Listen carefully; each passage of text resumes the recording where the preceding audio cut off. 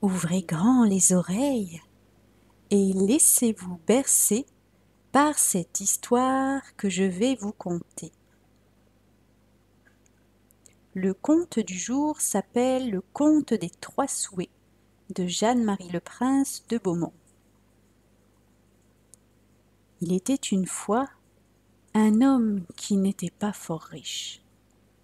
Il se maria et épousa une jolie femme. Un soir, en hiver, qu'ils étaient auprès du feu, ils s'entretenaient du bonheur de leur voisin qui était plus riche qu'eux. « Oh, si j'étais la maîtresse d'avoir tout ce que je souhaiterais, dit la femme, je serais bientôt plus heureuse que tous ces gens-là. »« Ah, et moi aussi, dit le mari. Je voudrais être au temps des fées et qu'il s'en trouvât une assez bonne pour m'accorder tout ce que je voudrais. » Dans le même temps, ils virent dans leur chambre une très belle dame qui leur dit « Je suis une fée, je vous promets de vous accorder les 3 premières choses que vous souhaiterez. Mais prenez-y garde, après avoir souhaité 3 choses, je ne vous accorderai plus rien. » La fée ayant disparu, cet homme et cette femme furent très embarrassés.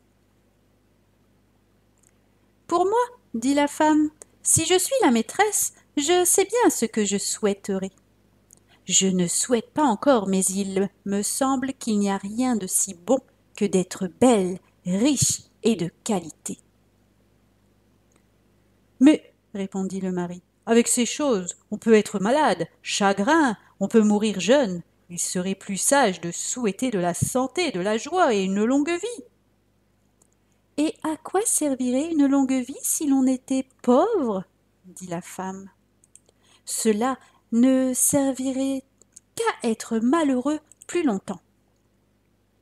En vérité, la fée aurait dû nous promettre de nous accorder une douzaine de dons, car il y a au moins une douzaine de choses dont j'aurais besoin. Ah, cela est vrai, dit le mari. Mais prenons du temps, examinons d'ici à demain matin les 3 choses que nous sont les plus nécessaires, et nous les demanderons ensuite. J'y peux penser toute la nuit, dit la femme. En attendant, chauffons-nous car il fait froid. En même temps, la femme prit les pincettes et raccommoda le feu. Et comme elle vit qu'il y avait beaucoup de charbon bien allumé, elle dit sans y penser « Oh, voilà un bon feu. Je voudrais avoir une aune de boudin pour notre souper. Nous pourrions le faire cuire bien aisément. » À peine eut-elle achevé ces paroles qu'il tomba une aune de boudin par la cheminée. « Oh, peste soit de la gourmande avec son boudin, dit le mari. Ne voilà-t-il pas un beau souhait? Nous n'en avons plus que 2 à faire. Pour moi, je suis si en colère que je voudrais que tu eusses le boudin au bout du nez. » Et dans le moment, l'homme s'aperçut qu'il était encore plus fou que sa femme, car par ce second souhait, le boudin sauta au bout du nez de cette pauvre femme qui ne put jamais l'arracher.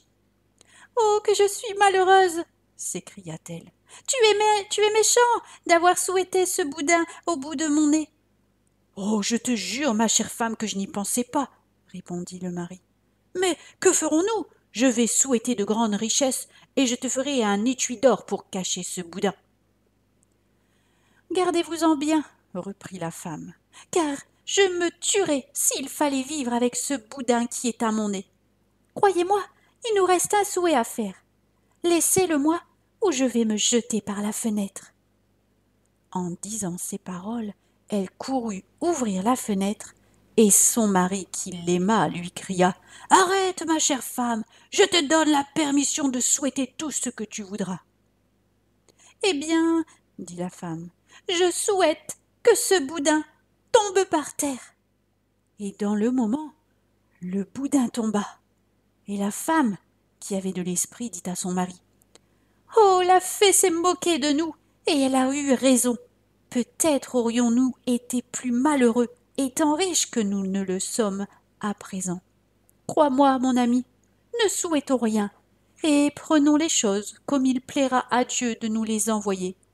En attendant, soupons avec notre boudin, puisqu'il ne nous reste que cela de nos souhaits. Le mari pensa que sa femme avait raison, et ils soupèrent gaiement, sans plus s'embarrasser des choses qu'ils avaient eu dessein de souhaiter. Ainsi se termine ce conte. J'espère qu'il vous a plu et je vous dis à très bientôt les amis contes.